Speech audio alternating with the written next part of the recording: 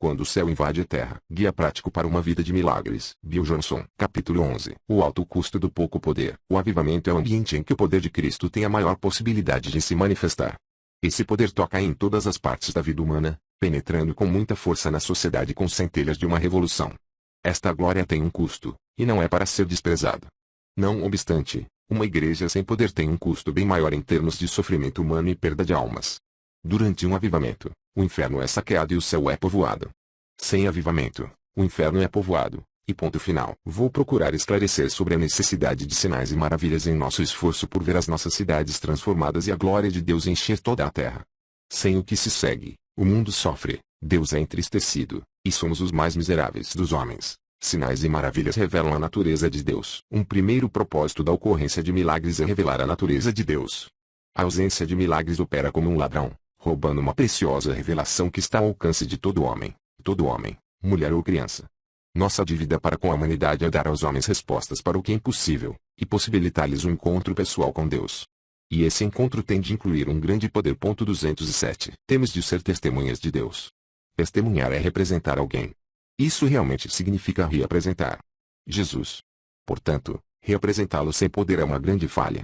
E é impossível dar um testemunho adequado de Deus sem demonstrar o seu poder sobrenatural. O sobrenatural está no seu domínio, como algo natural para ele. Jesus foi uma expressão, ou representação, exata da natureza do Pai. A forma como ele representou o Pai deve ser um modelo para nós, e através desse modelo vamos aprendendo a como reapresentar o Senhor. A esfera sobrenatural de Deus tem sempre um propósito. Ele não vem sobre as pessoas com poder para se exibir ou para trazer entretenimento. Demonstrações de poder, em sua natureza, têm em vista a redenção. Até mesmo os cataclismos do Antigo Testamento tinham o propósito de levar as pessoas ao arrependimento. A cura não é nunca uma ação unidimensional. O milagre, além de alterar a condição física de uma pessoa, também lança fagulhas de uma revolução lá no fundo do coração humano. Esses dois atos revelam a natureza de Deus, que nunca deverá ser distorcida por um cristianismo sem poder. Sinais e maravilhas expõem o pecado e levam as pessoas a tomarem uma decisão. Quando Simão Pedro viu aquela maravilhosa pesca, ele caiu aos pés de Jesus, dizendo: Senhor, retira-te de mim, porque sou pecador. Pedro havia estado pescando toda a noite, sem sucesso algum. Jesus lhe disse que lançasse a rede do outro lado do barco, o que sem dúvida ele já tinha feito inúmeras vezes. Quando ele assim fez, diante da ordem dada pelo mestre, a pesca foi tão grande que por pouco o barco não afundou. Pedro pediu a ajuda de outros barcos. Sua reação a esse milagre foi: sou pecador. Quem lhe disse que ele era pecador? Não há registro algum de sermões, repreensões, ou qualquer outro ato naquele barco naquele dia. Houve apenas uma grande ele expõe o pecado.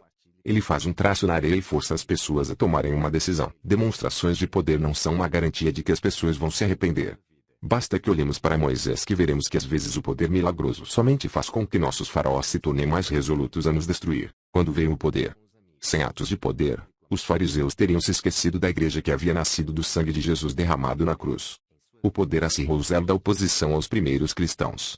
Temos que ter a mente muito clara quanto a isto, que o poder muitas vezes faz com que as pessoas decidam se são a favor, ou contra. O poder não permite ficar em cima do muro. Ministérios de ação social para os necessitados são totalmente essenciais na pregação do Evangelho. Eles constituem um dos modos pelos quais o amor de Deus pode e deve ser visto. Contudo, não são completos sem uma demonstração de poder. Por quê? A realidade é a seguinte: o mundo geralmente vai aplaudir e são completos sem uma demonstração de poder. Por quê? A realidade é a seguinte: o mundo geralmente vai aplaudir esses esforços de ação social por saberem que nós deveríamos realizar tais ações. Temos que perceber esta lamentável verdade. É comum as pessoas reconhecerem os atos beneméritos da igreja e ainda assim não serem levadas ao arrependimento. Mas o poder de Deus força essa decisão, pois lhe é inerente a habilidade de humilhar as pessoas. Jesus disse: se eu não tivesse feito entre eles tais obras, quais nenhum outro fez, pecado não teriam. Será que Jesus estava dizendo que o pecado não existia no coração dos judeus antes dos milagres serem por ele realizados? Disso eu duvido muito. Ele estava explicando o princípio revelado através do arrependimento de Pedro. O poder de Deus traz à luz o pecado e faz com que as pessoas tomem uma decisão. Quando não há poder, não estão sendo usadas as armas que estavam no arsenal de Jesus, quando ele ministra pedidos. Qual o resultado de não haver poder? A maioria permanece perdida. O poder força as pessoas a ficarem conscientes de Deus num nível pessoal, e isso, por sua natureza, desperta a necessidade de uma resposta. 3. Sinais e maravilhas produzem coragem. Os filhos de Efraim, embora armados de arco, bateram em retirada no dia do combate. Não guardaram a aliança de Deus, Não quiseram andar na sua lei, esqueceram-se das suas obras e das maravilhas que lhes mostrara. Salmos 78, 9 e 11. Uma coisa que era totalmente arraigada à cultura judaica tinha se moldado pelo mandamento de manterem os testemunhos do Senhor. A própria família era conduzida pela progressiva revelação de Deus contida em seus mandamentos e testemunhos. Os judeus, ao se deitarem para dormir à noite, quando se levantassem pela manhã, quando caminhassem juntos, sempre tinham que falar sobre a lei de Deus e sobre o que Deus havia feito no passado. Toda hora era uma hora perfeita para falarem das maravilhosas obras de Deus. Para se não se esqueceriam disso, eles tiveram que construir monumentos que os fizessem lembrar da invasão de Deus na vida deles. Por exemplo, tiveram que empilhar pedras para marcarem o lugar em que Israel cruzou o rio Jordão. Desse modo, quando seus filhos lhe perguntassem: "Oi, pai, por que aquele monte de pedras ali?", então eles lhes responderiam contando a história de como Deus operou no meio deles. O testemunho de Deus faz com que se queira mais das ações de Deus. A expectativa cresce quando as pessoas estão conscientes da sua natureza sobrenatural e da sua aliança. Quando a expectativa cresce, os milagres também aumentam. Quando os milagres aumentam, os testemunhos são em maior número. Dá para ver que há um ciclo aí? O simples ato de compartilhar um testemunho sobre Deus pode incitar as pessoas até que desejem e vejam Deus operar no seu dia a dia. O reverso é também verdadeiro. Onde os testemunhos diminuem, a expectativa de milagres também decresce. E, neste caso, eles acontecem ainda menos vezes. Como se pode ver, essa é uma espiral para baixo que é possível acontecer. Esquecer o que Deus tem feito, retirando o testemunho de nossos lábios, por fim faz com que nos tomemos temerosos no dia da batalha. A história dos filhos de Efraim é trágica porque eles estavam totalmente equipados para vencer. Faltava-lhes somente a coragem. Sua coragem proviria de se lembrarem de quem Deus tinha sido para com eles. 4. O sobrenatural é a chave para as cidades pecaminosas do mundo. Passou, então, Jesus a increpar as cidades nas quais ele operara numerosos milagres, pelo fato de não se terem arrependido. Ai de ti, Corazim! Ai de ti, Betsaida! Porque, se em Tiro e em Sidom se tivessem operado os milagres que em vós se fizeram, há muito que elas se teriam arrependido com pano de saco e cinza. E, contudo, vos digo, no dia do juízo, haverá menos rigor para Tiro e Sidom do que Pura, até ao céu. Descerás até o inferno, porque, se em Sodoma se tivessem operado os milagres que em ti se fizeram, teria ela permanecido até o dia de hoje. Digo-vos, porém, que menos rigor haverá, no dia do juízo, para com a terra de Sodoma do que para contigo. Mateus 11, 2:20 e 24. Esta passagem das Escrituras faz uma distinção entre cidades religiosas e cidades que são conhecidas pelo pecado. A cidade religiosa tinha uma consciência entorpecida que não lhe permitia ver a sua necessidade de Deus, enquanto que a cidade pecaminosa era consciente de que lhes faltava alguma coisa. A religião chega a ser mais cruel do que o pecado. As duas primeiras cidades às quais Jesus se refere aqui viram mais sinais e maravilhas do que todas as demais cidades juntas. Os milagres que nela Jesus realizou eram tão numerosos que o apóstolo João disse que, para registrá-los, seriam necessários todos os livros do mundo. 213. E isso nos dá uma nova visão da reprimenda que Jesus fez a essas cidades de duro coração. Jesus não pôde fazer o que ele poderia ter feito em Nazaré por causa da incredulidade dos que lá viviam. 214. Mas em Corazim e Betsaida seus milagres parecem ter sido sem limites, o que nos dá a entender que essas cidades tinham uma medida de fé. Sua severa repreensão não parece ter sido resultante de eles não apreciarem os milagres que fez. Certamente eles apreciaram. O problema deles é que eles acrescentaram o que viram ao que eles já estavam fazendo, em vez de fazer de Jesus o ponto central de sua vida. É isso que a religião faz.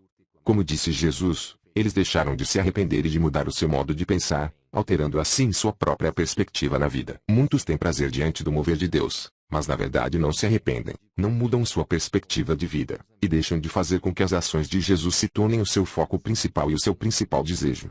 A revelação que eles receberam através dos milagres aumentou a responsabilidade deles, exigindo uma mudança. Mas esta não aconteceu. A unção em Cafarnaum foi tão grande que algumas traduções dizem que a exaltação dessa cidade a levaria até o céu. Será que Jesus estava dizendo que a atmosfera de milagres em seu meio era tão grande que fez com que a cidade se tornasse o local mais parecido com o céu, sobre a terra? Se foi isso, então Cafarnaum tornou-se, por um breve período, o exemplo da frase assim na terra como no céu. Eles deram condições para a grande obra que Jesus fez ali, mas nunca ajustaram a sua vida nem tiveram o propósito de buscar isso como sua maior prioridade. Há ainda uma outra mensagem nesta história. Tiro, Sidom e Sodoma teriam se arrependido se tivessem presenciado o mesmo derramado poder de Deus. Você ouviu isso? Eles teriam se arrependido. Esta é uma promessa profética para o dia de hoje. Milagres nas ruas de cidades pecaminosas do mundo farão com que elas se arrependam. Esse é o segredo que nos dá acesso ao coração dessas grandes cidades.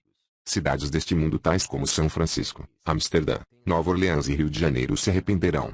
Se houver um exército de santos, cheios do Espírito Santo, que ande pelas ruas, cuidando dos que estão arrasados, levando aos problemas de impossível solução o poder de Deus, as pessoas dessas cidades se arrependerão. Problemas de impossível solução o poder de Deus. As pessoas dessas cidades se arrependerão. Esta é a promessa. Elas simplesmente estão à espera daqueles que têm a mensagem da vinda do reino. A falta de poder cancela esta possibilidade e, em seu lugar, vem o juízo de Deus. 5. Os milagres revelam a glória de Deus. Com este, deu Jesus princípio a seus sinais em Caná da Galileia. Manifestou a sua glória, e os seus discípulos creram nele. João 2:11. Jesus foi a um casamento em que o vinho a certa altura acabou. Até aquele momento ele não havia realizado nenhuma das maravilhas pelas quais ele depois ficou conhecido. Maria sabia quem o seu filho era, e o que seria possível. Assim, naquela hora de necessidade, a mãe de Jesus voltou-se para ele e lhe disse: Eles não têm mais vinho. Jesus lhe respondeu: Mulher, que tenho eu contigo? Ainda não é chegada a minha hora. Maria, entretanto, agiu de fé, deu oportunidade a Deus para mostrar a sua prodigalidade. Em seguida Jesus fez o milagre de transformar água em vinho. Bem, o que realmente aconteceu? É importante lembrarmos de que Jesus somente fazia o que ele viu o Pai fazer, e que ele somente dizia o que ouvia seu Pai dizer. Quando Maria inicialmente relatou a Jesus sobre a necessidade que havia de vinho, podemos afirmar com segurança que Jesus notou que o Pai não tinha o propósito de fazer quaisquer milagres naquele casamento. Além disso, Jesus sabia que ainda não era a sua hora, a hora de revelar-se como um operador de milagres. Foi isso que lhe fez dar aquela resposta: Mulher, que tenho eu contigo? Ainda não é chegada a minha hora. Maria, entretanto, respondeu com fé e fez com que os servos se preparassem para fazer tudo o que ele lhes dissesse. Jesus olhou de novo para o Pai, para ver o que o Pai estava fazendo, e viu que o Pai estava transformando água em vinho. Então Jesus seguiu o que o Pai o dirigiu a fazer e fez o milagre. A fé que Maria tinha tocou no coração do Pai, que é para revelar Jesus como operador de milagres. A fé faz o céu mover-se, para que o céu mova a terra. De acordo com João 2:11, esta demonstração do poder de Deus liberou a sua glória naquele local. Sinais e maravilhas fazem isso. Eles liberam a glória de Deus às nossas cidades. A necessidade, seja ela uma enfermidade, ou pobreza, ou opressão, seja o que for, representa o efeito das obras das trevas. O milagre faz com que as trevas se dissipem, sendo substituídas pela luz, pela glória. Quando não há milagres, também está ausente a glória de Deus, a manifestação da presença de Jesus. A glória sendo liberada, ela desaloja os poderes das trevas e coloca no lugar o verdadeiro domínio da presença de Deus. A casa é limpa e varrida e fica cheia do mobiliário do céu. Quando os poderes das trevas são retirados, eles devem ser substituídos pelo que é justo e reto, ou então o inimigo tem direito legal para voltar, fazendo o último estado da pessoa muito pior do que o primeiro. Milagres fazem o último estado da pessoa muito pior do que o primeiro. Milagres fazem essas duas coisas, removem o domínio do inferno e ao mesmo tempo estabelecem o domínio da presença de Deus. Como a glória de Deus cobrirá a terra. Creio que, pelo menos em parte, será através de um povo que o dará em poder, dando testemunho de Jesus às nações do mundo. Haverá uma geração que compreenderá isso e invadirá o sistema do mundo com este vivo testemunho de quem Jesus é. Os sinais fazem com que Deus seja glorificado. Vendo isto, as multidões, possuídas de temor, glorificaram a Deus, que dera tal autoridade aos homens. Mateus 9:8. Em quase todas as reuniões que dirijo, quer seja no culto de uma igreja tradicional, seja numa conferência, ou mesmo numa reunião de diretores ou do pessoal de uma organização, falo sobre o poder de Deus que opera milagres. Quando estou falando longe de casa, muitas vezes faço isso para suscitar fé e ajudar meus ouvintes a fazer com que o seu coração se volte para Deus. Quando termino, faço-lhes a seguinte pergunta: quantos de vocês louvaram e glorificaram a Deus quando compartilhei esses testemunhos? Quase todas as mãos erguem esses testemunhos. Quase todas as mãos são erguidas. Então faço-os lembrar de algo muito importante. Se não tivesse ocorrido o poder de Deus, e não houvesse os correspondentes testemunhos, Deus não teria recebido essa glória. Sem o poder, roubamos de Deus a glória que ele merece. Os sinais, por si mesmos, glorificam o Senhor. Bendizei ao Senhor, vós, todas as suas obras, em todos os lugares do seu domínio. Bendize, ó minha alma, ao Senhor. Salmos 103:22. Todas as tuas obras te renderão graças, Senhor, e os teus santos te bendirão. Salmos 145:10. Não apenas os milagres de fato atiçam o coração dos homens para que eles dêem glória a Deus, mas também os milagres, por si mesmos, o glorificam. Não sei ao certo como isso funciona, mas de algum modo um ato de Deus tem vida em si mesmo e tem a condição para realmente glorificar a Deus, sem a participação do homem. A ausência de milagres rouba de Deus a glória, uma força que une as gerações. Uma geração louvará a outra geração as tuas obras e anunciará os teus poderosos feitos. Salmo 145:4. Não encobriremos a seus filhos, contaremos à vindoura geração os louvores do Senhor, e o seu poder, e as maravilhas que fez. Ele estabeleceu um testemunho em Jacó, e instituiu uma lei em Israel, e ordenou a nossos pais que os transmitissem a seus filhos, a fim de que a nova geração os conhecesse, filhos que ainda hão de nascer se levantassem e por sua vez os referissem aos seus descendentes, para que pusessem em Deus a sua confiança. Salmo 78:4-8. Israel tinha que construir monumentos em memória dos feitos de Deus. Por quê? Para que em todo tempo houvesse algo que os fizesse lembrar, em todas as suas gerações, de quem Deus é, e da sua aliança com o seu povo. Esse testemunho era um registro dos atos poderosos de Deus em meio ao seu povo e, ao mesmo tempo, era um convite para que as pessoas o conhecessem daquele modo. Era para uma geração dar o testemunho de Nicolas acima, é que a geração mais velha falaria do testemunho de Deus à mais nova.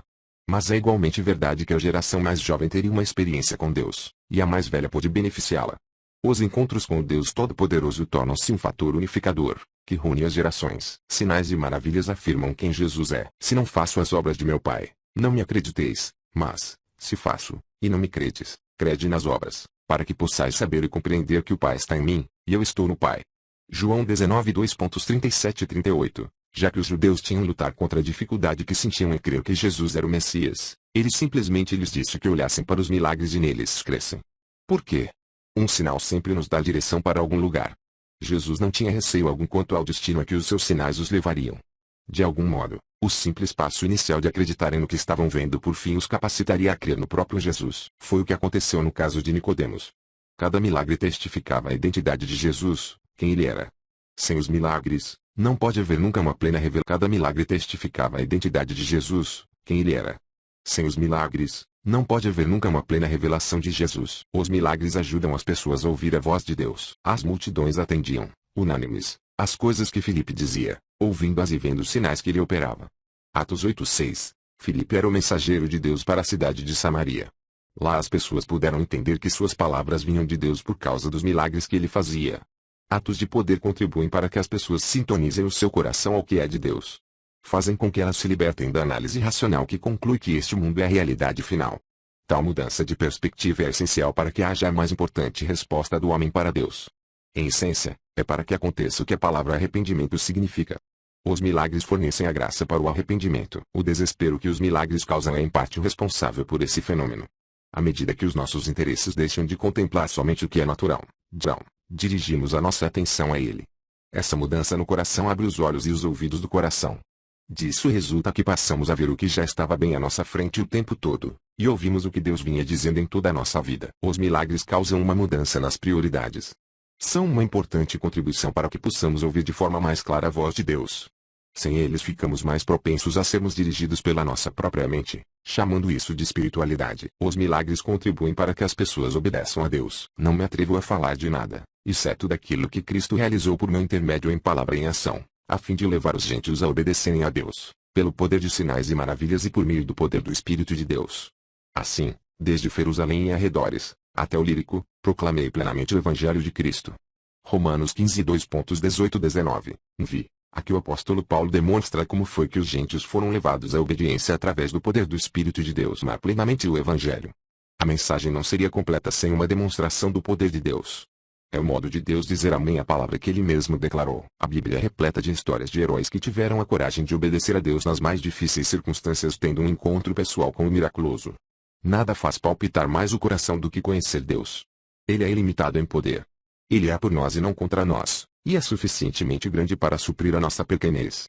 Por outro lado, o que acontece com uma geração que foi criada para grandes realizações, mas que viveu em lares em que há pouca, ou nenhuma evidência das coisas em que cremos, é que ela acaba desiludindo-se. 12. Os milagres ratificam a identidade do Filho de Deus e da sua igreja. Este, de noite, foi ter com Jesus e lhe disse: Rabi, sabemos que és mestre vindo da parte de Deus, porque ninguém pode fazer estes sinais que tu fazes, se Deus não estiver com ele. João 3:2. A promessa eu serei contigo foi feita muitas vezes por todas as Escrituras. Ela sempre foi dirigida a alguém que seria levado a enfrentar problemas cuja solução seria impossível. Eram situações para as quais seria necessário um milagre.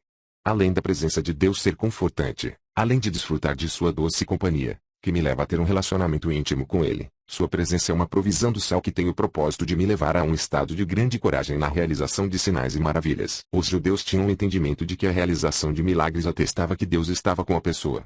Pois, como disse Nicodemos, ninguém pode fazer estes sinais que tu fazes, se Deus não estiver com ele. Na grande comissão de Mateus 28:18-20, encontramos a frase: eis que estou convosco todos os dias até a consumação do século. A presença de Jesus nos dá a certeza de que Ele quer nos usar com milagres. O seu mover na vida de todos os crentes é um ato profético que declara o seu propósito sobrenatural para o seu povo. Como obtemos o poder? As pessoas que tinham recebido o maior treinamento de todos os tempos sobre como atuar na esfera sobrenatural, os discípulos de Jesus, receberam dele a ordem para que não se ausentassem de Jerusalém, mas que esperassem a promessa do Pai. O Evangelho de Lucas registra isso com as palavras: permanecei, pois, na cidade, até que do alto sejais revestidos de poder. Embora eles tivessem estado com Jesus, embora tivessem experimentado seu poder quando ministraram pessoalmente, eles teriam que esperar o dinamis, o poder para realizar milagres. É como se eles tivessem operado debaixo da unção do Senhor. Haveria de chegar a hora em que eles teriam a sua própria unção, e isso aconteceria através de um encontro com Deus. O batismo de fogo lhes daria um encontro permanente com o Senhor, o que os capacitaria a manterem-se no centro da vontade de Deus, mesmo quando a perseguição chegasse. O batismo do Espírito Santo é uma imersão no dinamis do céu. O falar em línguas é um maravilhoso dom dado através desse batismo. Eu oro em línguas mente, e sou grato por este dom de Deus. Mas pensar que falar em línguas seja o único propósito desta tremenda e santa invasão em nós, isso é uma posição simplista demais. Seria o mesmo que dizer que, quando Israel atravessou o Rio Jordão, isso foi o mesmo que possuir a terra prometida. Sim, eles estavam nela, eles podiam vê-la, mas eles ainda não a possuíam. A travessa do rio lhes deu um acesso legal à posse daquela terra. Este maravilhoso batismo do Espírito nos possibilitou este acesso. Mas ficar às margens do rio, dizendo que toda a terra é minha, isso é tolice, na melhor das hipóteses. Essa falta de visão tem feito com que muitos parem de buscar o sobrenatural, assim que receberam uma linguagem espiritual. Foram ensinados de que agora estão cheios do Espírito Santo. Mas um copo somente está totalmente cheio quando o líquido transborda. A plenitude do Espírito somente pode ser medida pelo transbordamento. A condição de estar cheio do Espírito deve ao. Se isso fosse tudo, eu não teria razão em minha colocação. É um glorioso dom de Deus. Mas seus propósitos nos levam a muito mais, a uma parceria com Deus na qual nos tomamos colaboradores com Cristo. O poder veio para nos constituir em testemunhas. Quando nas Escrituras o Espírito de Deus veio sobre as pessoas, toda a natureza dobrou-se diante delas. O poder se manifestava, e as coisas impossíveis deram lugar à plena expressão da presença de Deus. Lendo os sinais. Muitos têm medo dos sinais e maravilhas por causa da possibilidade de engano. Assim, para precaverem-se de qualquer oportunidade de serem enganados, tais pessoas trocam tudo o que evidencia o poder por tradições religiosas, atividades cristãs, ou até mesmo pelo estudo bíblico. E ficam satisfeitas com o conhecimento. Quando isso acontece, porém, quem é que é enganado? Os sinais têm um propósito. Não são um fim em si mesmos. Eles apontam para uma realidade maior. Quando saímos de um de si mesmos, eles apontam para uma realidade maior. Quando saímos de um edifício, não saímos pela placa que indica a saída. Quando temos que extinguir um incêndio, não apagamos com o indicador da localização dos extintores. O sinal é real, mas ele aponta para uma realidade maior do que si. Há sinais ao longo de uma estrada que são para confirmar que estamos na estrada certa. Sem esses sinais não teremos como saber se estamos onde queremos estar. Os sinais podem não ser necessários quando vamos por uma estrada conhecida. Mas tenho total necessidade deles quando estou indo por onde nunca passei antes. Assim acontece neste presente o mover de Deus. Já fomos até onde pudemos, com a compreensão que atualmente temos das Escrituras. Chegou a hora de nos valermos dos sinais. Eles esclarecem as Escrituras, enquanto apontam para Jesus, o Filho de Deus. E também, aos que se apropriaram de um autêntico Evangelho, eles confirmam que tais pessoas estão no caminho. Nenhum de nós compreendia o plano da salvação antes de sermos salvos. Foi um milagre, uma experiência, que nos deu esta compreensão. Assim é com os sinais. Eles nos apontam para uma pessoa. Nessa hora a experiência nos ajudará a abrir aquelas porções das Escrituras cujo entendimento estava fechado para nós. 221. Ninguém, em pleno juízo, pode declarar compreender tudo o que está contido na Bíblia para nós no dia de hoje. Mas quando se diz que há muito mais que está para nos ser revelado, isso faz com que muitos tenham medo. Supere isso, para que você não o deixe escapar. Como relacionarmos-nos com o mundo? O próximo capítulo mostra-nos que obrigações estamos realmente